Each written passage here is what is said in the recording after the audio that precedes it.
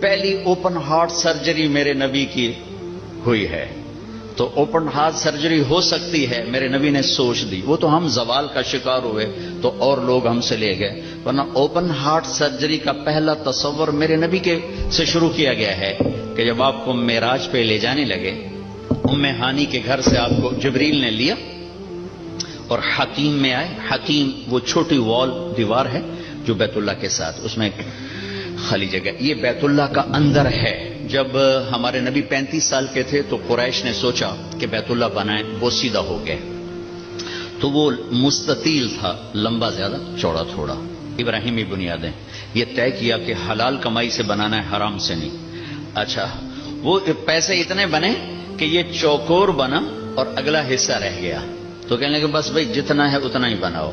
تو وہ چوکور بنا کر اوپر چھت ڈالی اور یہ حصہ چھوڑ دیا کہ جب پیسے ہوں گے تو ہم یہ بیچ میں شامل کر لیں گے. یہ اللہ کی حکمت تھی، نہ پیسے ہوئے نہ وہ شامل ہوا، تاکہ غریب لوگ بھی اگر بیت اللہ کے اندر نماز پڑھنا چاہیں تو وہ جگہ ہے جہاں اگر آپ اندر ہیں. ہم تو بیت اللہ کی طرف منہ کر کے نماز پڑھتے ہیں نا، لیکن اگر آپ بیت اللہ کی طرف پشت کر کے حتیم کی طرف منہ کر کے نماز پڑھیں تو بھی آپ کی نماز ہو گئی ہے، چونکہ آپ بیت اللہ کے اندر ہیں. میں 2 دفعہ بیت اللہ کے اندر گیا، نماز پڑھی، لیکن وہ تو بڑے سفارشوں سے اور بڑے تعلقات سے، اور وہاں تو جو آدمی چلا جائے وہ بیت اللہ کے اندر ہے. تو آپ کو حتیم میں لے جایا گیا. اب آپ کو بے ہوش نہیں کرنا، یوں جبریل نے ہاتھ مارا، سارا سینہ کھل گیا، آپ دیکھ رہے ہیں، اور اس نے دل کو باہر نکالا تو دل سارے جسم سے جدا ہو گیا. اور اس کے میرا بھائی ہارٹ اسپیشلسٹ ہے تو میں اسے سنتا رہتا ہوں، باتیں گھر میں ہوتی رہتی ہیں. اچھا، نکالا، پھر اس کو زمزم کا پانی ایک ٹپ میں تھا، اس میں دھویا، اس کو دھویا، دھوتے رہے. اور آپ دیکھ رہے ہیں. اس کے بعد ایک آسمان سے لائے تھے، وہ پورا نور کا ایک بھرا ہوا برتن تھا. پھر وہ سارا نور آپ کے دل میں انٹر کیا. پھر اس کو بند کر کے پھر لگایا، ساتھ ہی دل، سر، ہر رگ سے جڑا. پھر سینے کو ملایا ہاتھوں سے، پھر یوں ہاتھ پھیرا. تو اب جن کی ہارٹ سرجری ہوتی ہے، اب دیکھیں یہاں کتنے بڑے بڑے ٹانکے لگے ہوتے ہیں، لیکن آپ کے سینہ مبارک پر کوئی داغ نہیں. یہ پہلی اوپن ہارٹ سرجری میرے نبی نے معراج کے واقعے میں امت کو دیا ہے اشارہ. تو ہم نکھٹو نکلے تو اور لوگ ہم سے یہ سب کچھ لے گئے. سب سے پہلی ہارٹ سرجری 4 سال کی عمر میں ہوئی، جب آپ حضرت حلیمہ کے پاس تھے اور آپ بکریاں چرانے جایا کرتے تھے. تو آپ کے بھائی، رضائی بھائی، وہ دوڑے آئے کہ میرے بھائی کو 2 بندوں نے قتل کر دیا. تو حلیمہ بھاگی ہوئی آئی تو آپ دیکھا آپ پریشان بیٹھے تھے. تو حضرت حلیمہ نے پوچھا بیٹا کیا ہوا؟ کہ 2 آدمی آئے تھے، مجھے لٹا دیا، میرا سینہ کھولا، میرا دل نکالا، پھر اس کو صاف کیا، پھر میرے دل میں، پھر میرے سینے میں دوبارہ فٹ کر دیا. یہ پہلی ہے. اور پھر معراج پر جانے سے پہلے دوبارہ اوپن ہارٹ سرجری ہوئی ہے. پھر براق کا آنا، تیز رفتار سواریوں کا تصور میرے نبی کے ذریعے سے ہمیں ملا کہ ایسی سواریاں بنائی جا سکتی ہیں جو مہینوں کا سفر گھنٹوں میں طے کر دیں. جب آپ نے اگلے دن فرمایا کہ میں گیا تھا بیت المقدس تو قریش کہنے لگے ہم تو 1 مہینہ مسلسل چلتے ہیں اور پھر وہاں پہنچتے ہیں، تم 1 رات میں کیسے کہہ رہے ہو گیا بھی اور آیا بھی؟ تو براق ایک سواری ہے جس کی تیز رفتاری سے ایک پیغام، میسج امت کو گیا کہ اگر تم اس کائنات کے علوم تک پہنچ جاؤ تو تم تیز رفتار سواریاں بھی بنا سکتے ہو. 650 کلومیٹر فی گھنٹہ کی رفتار سے جاپان نے ٹرین بنا لی. آپ کو ام ہانی کے گھر سے اٹھایا گیا، حضرت علی کی بہن، ان کے گھر میں آپ تشریف فرما تھے، اور سیدھا بھی اللہ لے جا سکتے تھے، سیدھا بھی لے جاتے، لیکن مکہ سے بیت المقدس لے جانے میں یہ اعلان تھا کہ اب بیت المقدس بھی مکہ کے تابع ہو گیا ہے، اب یہاں کا قبلہ بھی بیت اللہ ہو گیا ہے، یہاں جتنے نبی آئے وہ سب آپ کے تابع ہو گئے. لہٰذا وہاں پہلے سارے انبیاء موجود ہیں اور سب انتظار میں ہیں، اور آپ پہلی صف میں کھڑے ہوتے ہیں تو سب ایک دوسرے کو دیکھ رہے ہیں کہ اب امامت کون کرائے گا. تو جبریل آپ کا ہاتھ پکڑ کے آپ کو مصلی پر کھڑا فرماتے ہیں، آپ 2 رکعت نماز ادا فرماتے ہیں، اور آپ کے پیچھے 1.25 لاکھ نبی نماز پڑھ کر یہ اعلان کرتے ہیں کہ ہماری نبوت آپ کے قدموں پہ قربان ہو گئی، اب ہمارے لیے بھی آپ ہی نبی ہیں، ہمارے لیے بھی آپ ہی نبی ہیں۔ عیسیٰ سے لے کر آدم تک تمام انبیاء کو وہاں کھڑا کیا گیا، تو آپ کا سینہ مبارک چاک کیا، اسی کرتے آپ تہمت پہنتے تھے، شلوار زندگی میں ایک دفعہ پہنی اور اسے پسند فرمایا، لیکن عام آپ کا لباس تہمت تھا، تو کوئی خلائی لباس کی ضرورت نہیں پڑی آپ کو، وہاں سے اٹھایا، راستے میں واقعات ہیں، ایک جگہ آپ کو اتارا، کہا یہاں نماز پڑھیں 2 نفل، کہ یہ کون سی جگہ ہے؟ کہ یہاں آپ ہجرت کر کے تشریف لائیں گے، مدینے میں اتار کے 2 نفل پڑھائے گا، پھر چلایا گیا کہ یہاں 2 نفل پڑھیں، کہ یہ کون سی جگہ ہے؟ کہ یہاں آپ کے دادا ابراہیم کی جائے پیدائش ہے، پھر چلایا گیا، تو آپ جب مصر کی طرف سے بیت المقدس کی طرف آ رہے تھے تو آپ کو خوشبو آئی، خوشبو جنت کی، آپ نے کہا یہ کیا ہے؟ تو کہا یا رسول اللہ فرعون کی ایک باندی تھی، باندی وہ ہو گئی تھی، موسیٰ علیہ السلام پر ایمان لائے، اس کی 2 بیٹیاں تھیں، ایک دودھ پینے والی، ایک ساتھ چلنے والی۔ جب فرعون کو پتا چلا تو اس نے ایک کڑاہ میں تیل ڈالا، میں واقعہ پورا سنا رہا ہوں، انہوں نے صرف اشارہ کیا تھا، نیچے آگ جلائی، جب وہ تیل کھولنے لگا تو اس نے اس باندی کو اور اس کی 2 بچیوں کو پکڑوا لیا، کہنے لگا مجھے رب مانو گی تو زندگی مبارک اولاد مبارک، موسیٰ کے رب کو مانو گی تو پہلے تیری بیٹیاں تیرے سامنے جلاؤں گا پھر تجھے جلاؤں گا۔ یہ مائیں بیٹھی ہیں، انہیں زیادہ پتا ہے کہ اولاد کی محبت کیا ہوتی ہے، اور اللہ نے اپنی محبت کو ماں سے تشبیہ دی ہے، باپ سے تشبیہ نہیں دی، اور اس کے سامنے 2 بچیاں جلنے کے لیے حکم ہو چکا ہے، اور اس کا ایک بول اپنی بچیوں کو بچا سکتا ہے، اور یہ گھر میں جا کے کہہ سکتی ہے اللہ معافی دے دے، میں نے کلمہ کفر کہا ہے، میں اندر سے کافر نہیں، تو جائز، لیکن ایک شاعری زبان پہ آ گئی ہے، ہماری اپنی زبان کی ہے، پتہ نہیں تھوڑے پلے پوے نہ پوے، تو سن لگے جی، عاشق ہوں میں عشق کماں میں دل رکھیں وانگ پہاڑاں ہو، سہ بدیاں 1000 لامیں کر جانے باغ بہاراں ہو، منصور جے چک سولی دتے جڑے واقف کل اسراراں ہو، سجدیوں سر چائیں نہ باہو توڑے کافر کہن 1000 ہو، عاشق سوئی حقیقی جڑا قتل معشوق دے مننے، سر نو جوڑے تے مکھ نہ موڑے بھویں 100 تلواراں کھنے، سچا عشق حسین علی دا باہو سر دتے تے راز نہ بھنے۔ تو اس باندی نے کہا فرعون 2 ہیں، 100 ہوتی تو یہاں جلا دیتی اللہ کے نام پر۔ اس کو غصہ چڑھا، اس نے بڑی کو پکڑوایا اور یوں ڈالا، وہ چیختی رہی، مچھلی کی طرح تل گئی، پھر چھوٹی کو کھینچا اور اس کے سامنے یوں ڈال دیا، اس کی تو آہ بھی نہ نکلی، جب اس کو کھینچا تو نے کہا میری ایک خواہش، کیا؟ کہ جب میں بھی جل جاؤں تو ماں بیٹیوں کو جدا نہ کرنا، ہماری ہڈیاں کٹھی دفن کرنا کہیں۔ فرعون نے کہا ہاں ہو جائے گا۔ کود گئی وہ بھی، ان کی ہڈیاں نکال کے ایک جگہ دبا دی گئیں، یہ واقعہ ہے۔ اب میرے نبی وہاں سے گزرتے ہیں، مصر قریب ہوتا ہے، آپ کو جنت کی خوشبو آتی ہے، تو آپ فرماتے ہیں یہ خوشبو کہاں سے ہے؟ تو جبریل کہتے ہیں یا رسول اللہ جہاں فرعون کی باندی اور اس کی بیٹیوں کی ہڈیاں دفن ہیں، جس دن یہ دفن ہوئی تھیں اس دن سے آج تک اور قیامت تک یہ خوشبو اسی طرح اٹھتی رہے گی، کائنات مہکتی رہے گی۔ آگے میری بات ہے اور یہ پیغام جاتا رہے گا کہ یہ بھی زندگی کا ایک انداز ہے، اور یوں بھی زندگی گزاری جاتی ہے۔ جو کسی مقصد کے لیے جیتے ہیں اور مقصد پر مرتے ہیں وہ حسین بن جاتے ہیں، اور جو صرف پیسے پر جیتے ہیں اور پیسے پر مرتے ہیں وہ یزید بن جاتے ہیں۔ میری تاریخ گواہ ہے کہ اللہ نے اپنے قریب ترین لوگوں کو نیزوں پہ چڑھا دیا اور بدماشوں کو فرعون بنا کے تخت پہ بٹھا دیا۔ ہم کربلا محرم آتا ہے تو ہم سب حسین کے لیے روتے ہیں، محرم جاتا ہے تو سب یزیدی لبادے میں ہوتے ہیں۔ یہ کون سی تہذیب ہے، یہ کون سا کمال ہے، یہ کون سا ایمان ہے؟ پھر آپ کو بیت المقدس اتارا گیا، براق باندھ دیا گیا، دنیا دارالاسباب ہے، نبی کو اسباب دیے گئے، سواری پر لایا گیا، سواری پر۔ جب آگے جانا ہے تو اوپر والا جہان اسباب کا جہان نہیں ہے، وہ قدرت کا جہان ہے تو براق وہاں باندھ دیا گیا، اور اگلا سفر اب براق کے بغیر نہیں، 2 نفل پڑھائے گئے۔ اچھا ایک اور عجیب واقعہ یاد آ گئی، اس رات بیت المقدس کا دروازہ بند کرنے کی پوری کوشش کی چوکیدار نے، دروازہ نہیں بند ہوا، تو اس نے مستری بلائے کہ یہ دروازہ نہیں بند ہو رہا، اور اپنے بڑے پادری کو بلایا کہ حضرت یہ دروازہ نہیں بند ہو رہا۔ تو مستریوں نے کہا کہ وہ ڈاٹ ہوتی تھی نا، ڈاٹ، تو وہ تھوڑی سی نیچے آ گئی ہے، وہ اس نے پریشر اوپر ڈال دیا تو دروازہ بند نہیں ہوگا، صبح ٹھیک کر دوں گا۔ وہ جو بڑے پادری تھے نا، انہوں نے کہا بیٹا یہ ڈاٹ کا چکر نہیں، آج آخری نبی کی آمد ہے یہاں، یہ اس وجہ سے ان کے اکرام میں یہ دروازہ کھلا ہوا ہے، صبح خود ہی ٹھیک ہو جائے گا۔ یہ پادری بعد میں ایمان لے آئے تھے جب اللہ کے نبی نے دعوت نامہ بھیجا تھا، پھر ان کو عیسائیوں نے قتل بھی کر دیا تھا۔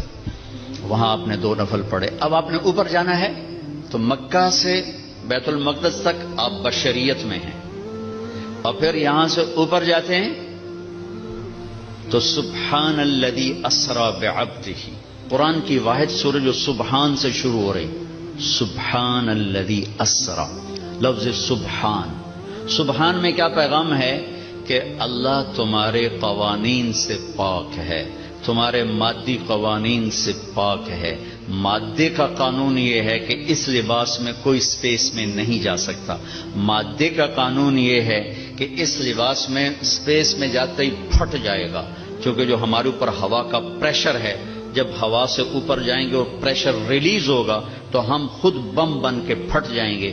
ہر مرد عورت کے اوپر 280 من ہوا کا پریشر ہے، اس پریشر کو روکنے کے لیے ہمارے اندر پریشر ہے، جب ہم اوپر جائیں گے تو دھڑوں ایک دھماکہ ہوگا، چونکہ اوپر سے ہوا ہٹے گی تو ہم پھٹیں گے۔ اس پریشر کو مصنوعی طور پر راکٹ میں کریٹ کیا جاتا ہے لباس کے اندر، اس کے اندر، تب ہم اوپر جاتے ہیں کہ تمہارا رب ان سارے قوانین سے پاک ہے، سبحان سبحان۔ اوپر جانے کے لیے آسرا چاہیے، جبریل نہیں نہیں نہیں، جبریل کا آسرا بھی نہیں چاہیے، سبحان تمہارے قانونوں کا محتاج نہیں ہے۔ اتنی لمبی کائنات میں رات کے اندر سفر پورا ہو جائے گا، کیسے ہوگا؟ نہیں ہو سکتا، ہو سکتا ہے، کیوں؟ سبحان کہ تیرا رب زمان کا بھی مالک ہے، مکان کا بھی مالک ہے۔ ٹائم کو روکنا، زمانے کو روکنا، مکان کو روکنا تمہارے لیے ناممکن ہے، تیرے رب کے لیے ممکن ہے۔ آئنسٹائن مر رہا تھا تو کسی نے کہا تیرے جیسا سائنسدان بھی مر رہا ہے، کہنے لگا ہاں ٹائم سے باہر نکال دو تو میری موت نہیں ہوگی، موت سے بچ جاؤں گا، اور ٹائم سے باہر مجھے کون نکالے گا؟ ہاں اللہ نکال سکتا ہے، اللہ نکال سکتا ہے کہ وہ ٹائم کا بنانے والا ہے، وہ زمانے کا بنانے والا ہے، وہ وقت کا بنانے والا ہے۔ سبحان صرف ایک صورت ہے جو سبحان سے شروع ہوتی ہے، سبحان، اور اس سبحان کے اندر یہ سارے پیغام ہے۔ پاک ذات، بے عیب ذات، تمہارے قوانین سے بالا تر ذات، تمہاری سوچ سے بالا تر ذات، الذی اسری بعبدہ۔ قریش کہنے لگے تم کیسے جا سکتے ہو؟ اللہ نے جواب دیا یہ تھوڑا ہی گئے تھے، میں لے کر گیا تھا۔ قریش نے کہا بغیر سواریوں پر اتنا وقت لگ جاتا ہے، تم بغیر سواری کے کیسے چلے گئے آ گئے؟ تو اللہ نے کہا یہ نہیں گئے، اسری بعبدہ، میں لے کر گیا، میں لے کر گیا۔ اور یہاں الف اور با کا جو جوڑ ہے، اسری اور بعبدہ، الف اور با، عربی گرامر میں اگر الف ہو تو با کی ضرورت نہیں، اسری عبدہ ہوگا، ٹھیک ہے؟ اور اگر با ہو تو الف کی ضرورت نہیں، سرا بعبدہ ہوگا۔ میری بات واضح ہوئی ہے نا؟ الف ہو نا، با کی ضرورت نہیں، اسری عبدہ، اور اگر با ہو تو الف کی ضرورت نہیں، سرا بعبدہ۔ یہ الف اور با کا جوڑ کیوں ہے؟ یہ بتانے کے لیے کہ میں اللہ خود اپنے نبی کو لے کر گیا، اور بعبدہ ہی میں کیا اشارہ ہے؟ آپ لوگ کون ہو کہ جی ہم کسٹم والے، میں کون ہوں جی؟ یہ جی مسجد والے، یہ کون ہے جی؟ یہ جی کپڑے والے۔ تو اللہ کہہ رہا ہے بعبدہ، یہ کون ہے؟ یہ میرا بندہ ہے، یہ میرا ہے اور میں ان کا ہوں، بعبدہ۔ اور الف اور با کے ساتھ اللہ فرما رہے ہیں کہ میں لے کر گیا، جبریل بھی نہیں لے کر گئے۔ اوپر کا جو آپ نے سفر کیا ہے وہ جبریل کا ہاتھ پکڑ کے نہیں، ان کے کندھوں پر بیٹھ کر نہیں، ان کے پروں پر بیٹھ کر نہیں، اللہ کی قدرت کن کے ساتھ آپ جبریل کے ساتھ گئے ہیں تو ملکیت کا لباس آپ کو پہنایا گیا اور اپنے ساری فضا کو پار کیا. آج یہ سائنس کا نیا علم آیا ہے کہ اگر کوئی سواری ٹائم کی رفتار سے زیادہ ہو جائے تو ٹائم اس کے لیے زیرو ہو جاتا. ٹائم زیرو ہو جاتا. اگر 1,86,000 میل پر سیکنڈ سے کوئی سواری زیادہ تیز ہو جائے تو ٹائم اس کے لیے زیرو ہو جاتا ہے.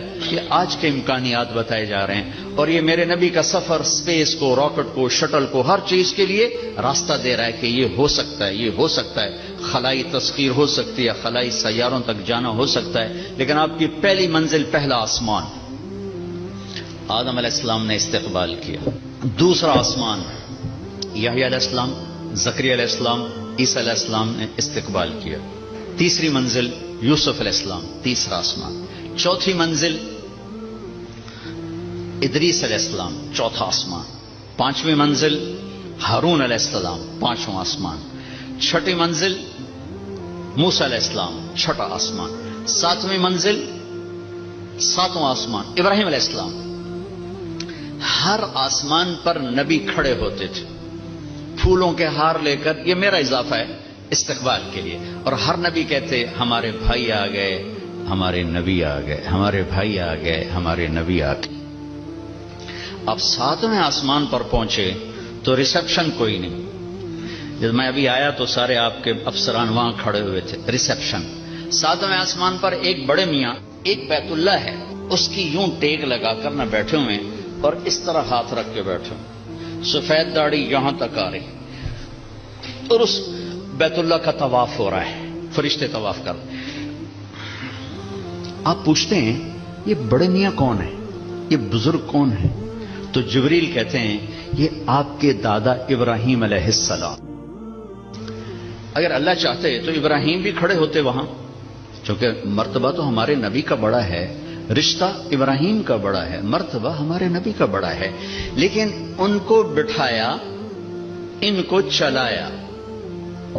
یہ میری بات آپ غور سے سنیے گا. ان کو بٹھایا، ان کو چلایا. ساری کائنات حضرت ابراہیم علیہ السلام سے بھر جائے، ہمارے نبی کے برابر نہیں ہو سکتے.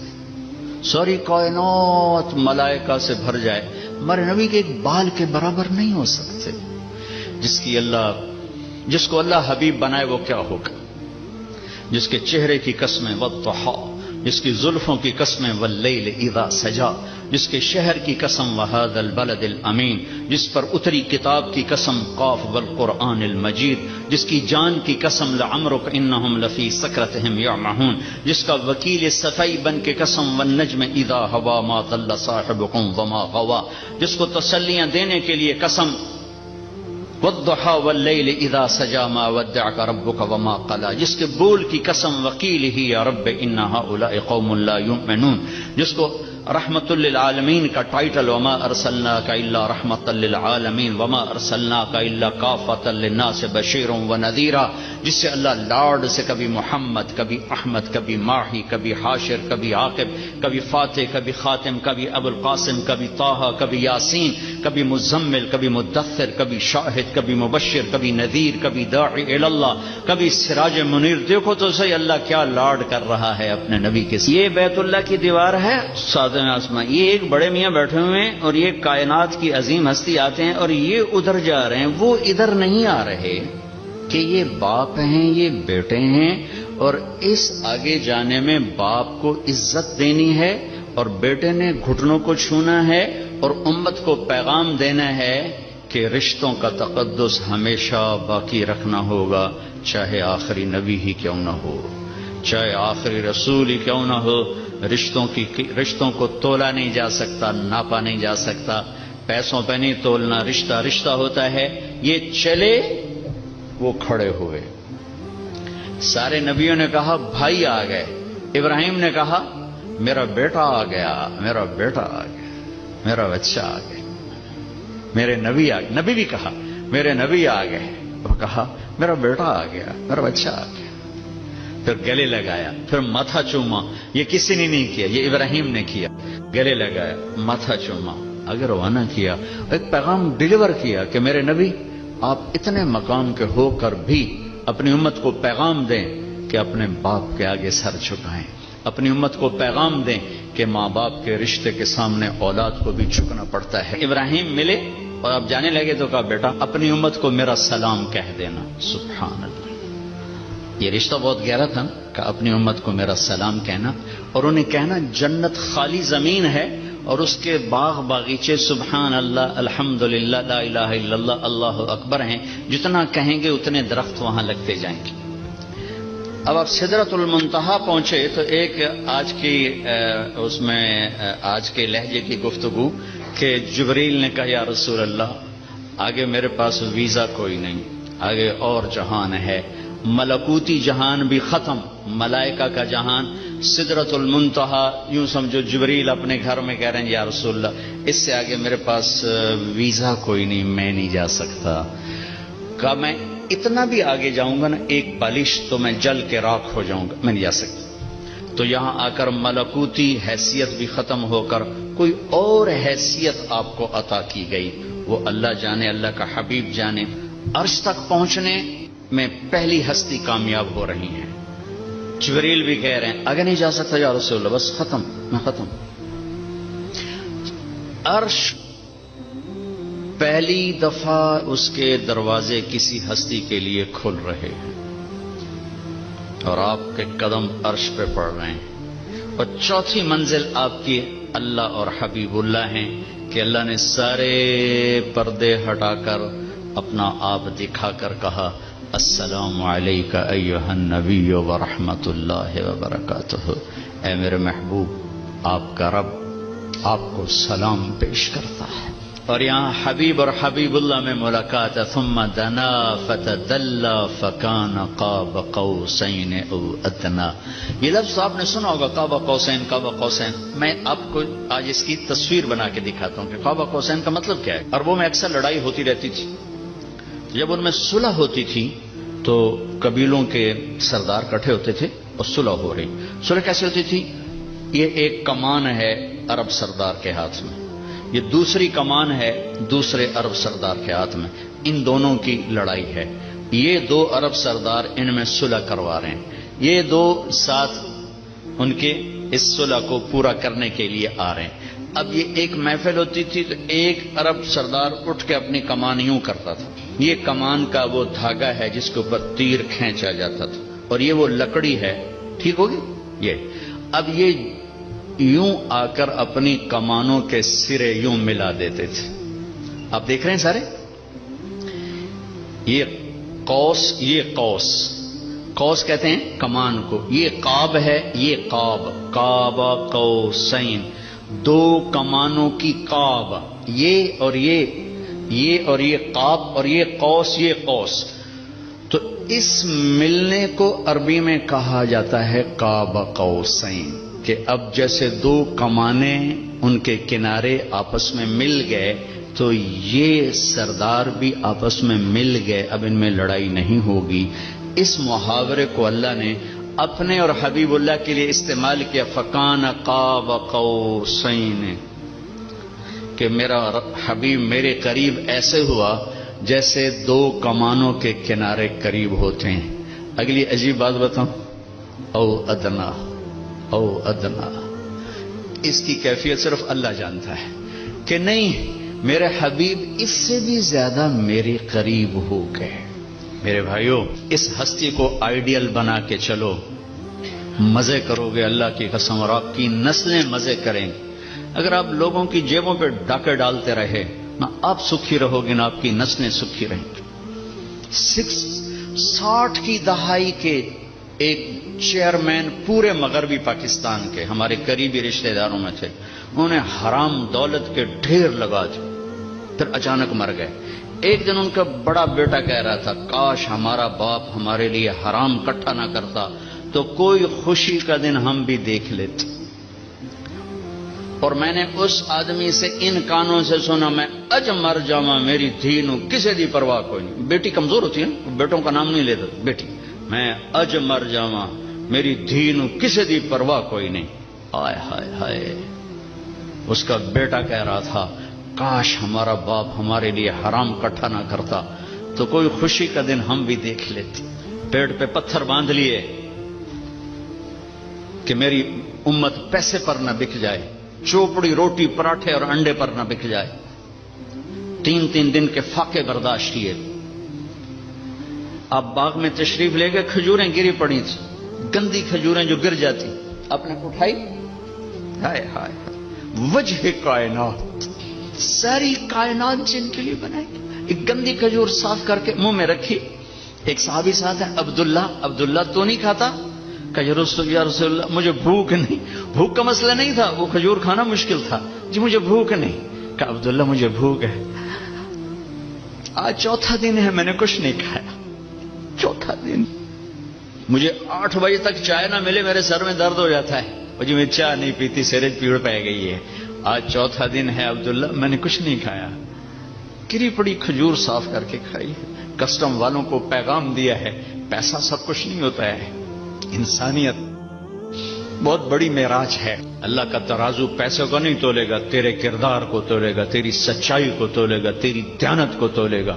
اللہ اور حبیب اللہ کی ملاقات ہے، قاب قوسین او ادنی. پھر وہاں سے آپ کی واپسی ہوئی ہے تو 50 نمازیں لے کر واپس آئے. میں اللہ پہ قربان جاؤں، اللہ نے 5 دینے تھیں، 50 کیوں دی ہیں؟ نماز کی اہمیت بتانے کے لیے کہ نماز بڑی عظیم چیز ہے. آگے آپ نے کچھ کہا ہی نہیں، چپ کر کے واپس آ گئے.